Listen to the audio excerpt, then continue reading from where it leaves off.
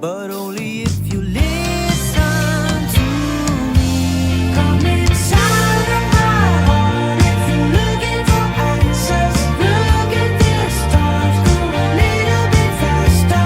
Ooh, ooh, ooh.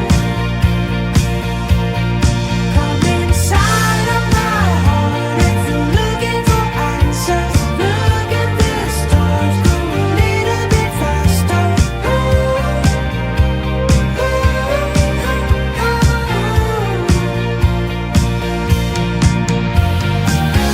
Whatever happens to me, baby, I'm sorry. No one could ever go my way. I love you, but I don't really show you.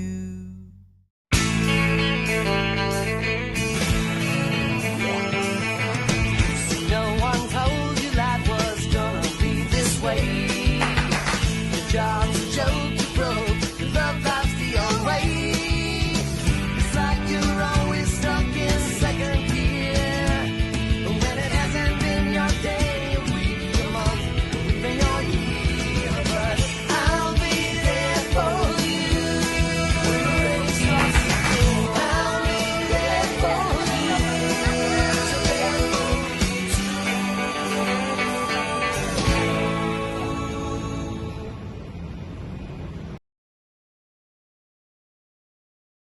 Selamat sore semuanya. Sore. Balik lagi nih kita di Ngobrol Santai.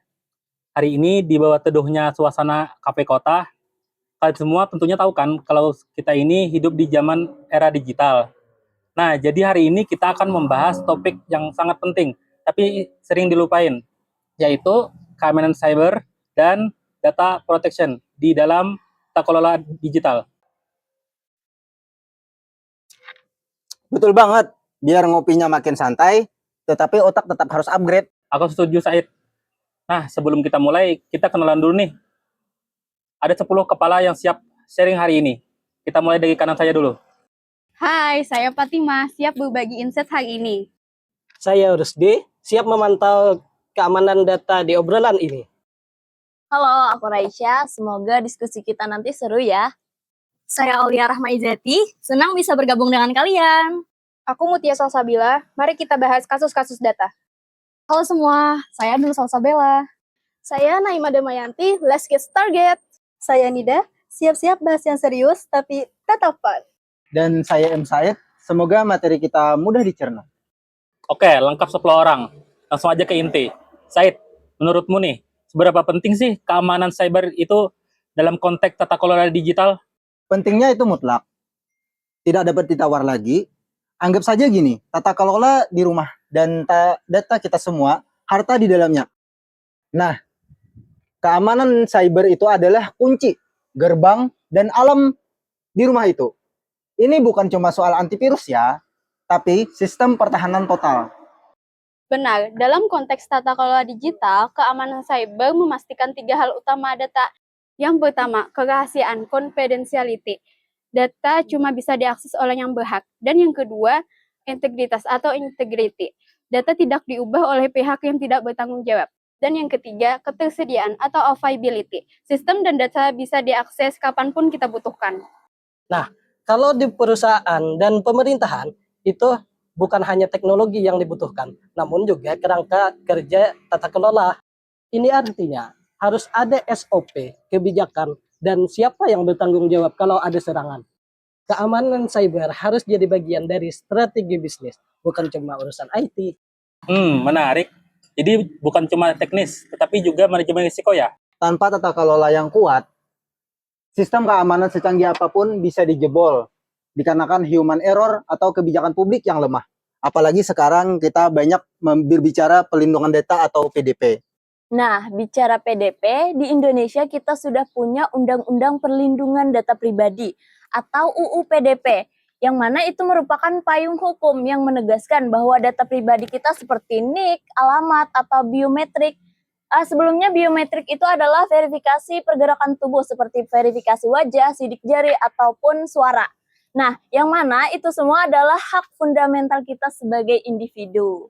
Undang-undang PDP itu memaksa semua pihak teman-teman, baik perusahaan swasta maupun lembaga publik untuk lebih serius. Nah, jadi di sana mereka itu harus menerapkan prinsip kehati-hatian dalam mengumpulkan, mengolah, dan juga menyimpan data kita. Kalau mereka gagal menjaga data kita, konsekuensinya bukan cuma rugi reputasi, tapi juga denda finansial yang besar loh. Lalu, secara praktis, apa sih mekanisme paling dasar yang harusnya kita atau perusahaan terapkan untuk data protection ini? Nah, kalau untuk itu ada dua hal yang paling krusial, Khairi. Yang pertama, enkripsi data. Data harus diacak. Jadi, kalaupun data kita itu dicuri, isinya tidak bisa dibaca. Umpamanya nih, kita mengirim sebuah surat rahasia. Nah, surat tersebut cuma bisa dibuka menggunakan kunci khusus. Jadi, tidak sembarang orang bisa mengakses surat tersebut. Yang kedua, itu namanya autentifikasi dua faktor atau 2FA. Nah, ini tuh penting banget dan juga wajib untuk semua akun kita yang penting. Jadi nih, semisal password kita itu bocor, hacker itu tidak bisa langsung mengaksesnya. Dia harus melewati tahapan lapisan keamanan kedua. Misalnya nih, dia harus menerima dulu atau mendapatkan kode yang masuk ke HP kita. Jadi seperti itu, teman-teman. Dan yang paling sering dilupakan yaitu ganti password secara berkala. Jangan gunakan password yang sama di semua akun. Password yang kuat itu adalah kombinasi huruf besar, huruf kecil, angka, dan juga simbol. Oke, materi sudah cukup. Sekarang kita lanjut ke sisi yang paling seru nih, yaitu studi kasus. Iya, Abel. Kalian mau angkat kasus apa nih yang relevan dalam tata kelola digital di Indonesia ini? Kita ambil kasus yang paling menghebohkan saja. Kasusnya itu melibatkan data sensitif warga tentang kebocoran data BPJS Kesehatan yang mengancam privasi jutaan orang pada tahun 2021. What do you think, guys? Yes. Betul, kasus ini sangat relevan karena melibatkan data 222,5 juta peserta, hampir seluruh penduduk Indonesia. Data yang bocor itu meliputi NIK, alamat, nomor telepon, bahkan status pernikahan. Ini menunjukkan betapa rentannya sistem data publik kita.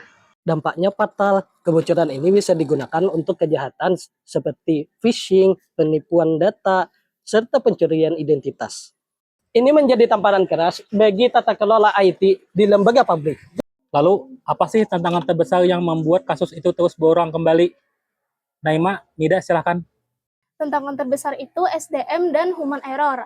Data BSSN sering menunjukkan bahwa celah keamanan itu seringnya muncul bukan karena dari teknologinya, tetapi dari orangnya.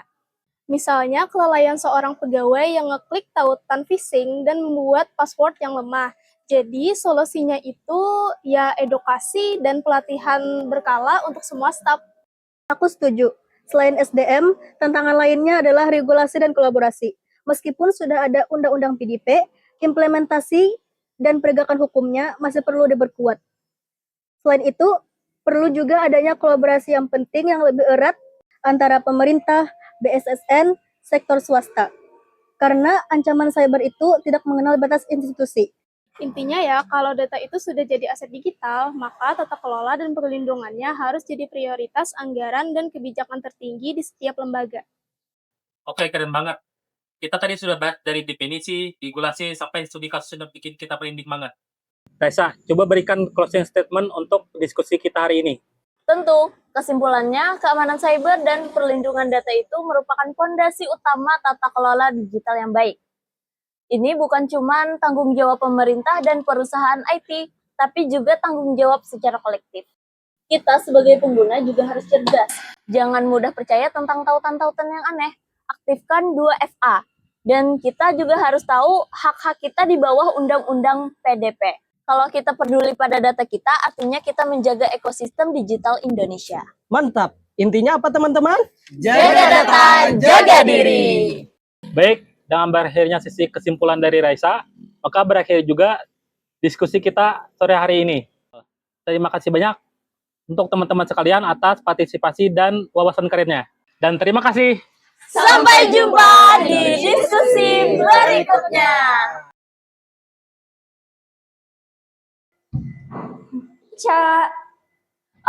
Lihat, kok aku ditagih pinjol?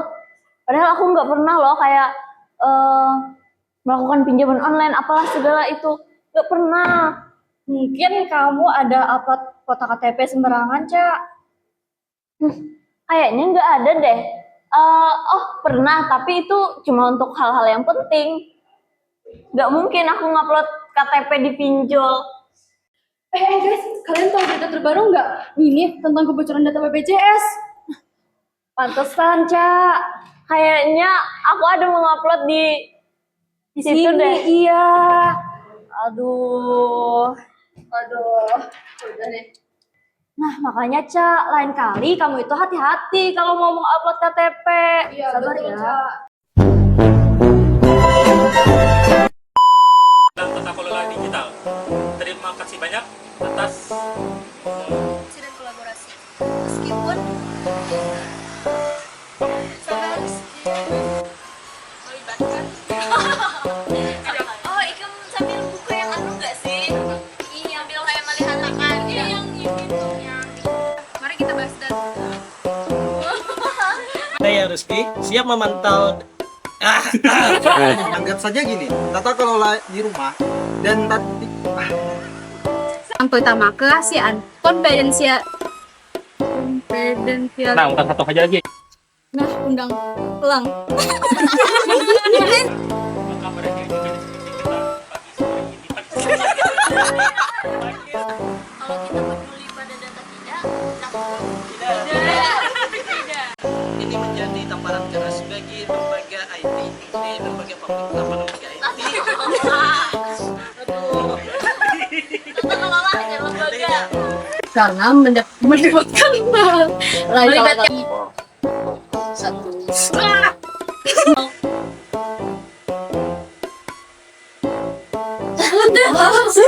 Tiga, puasa kerennya.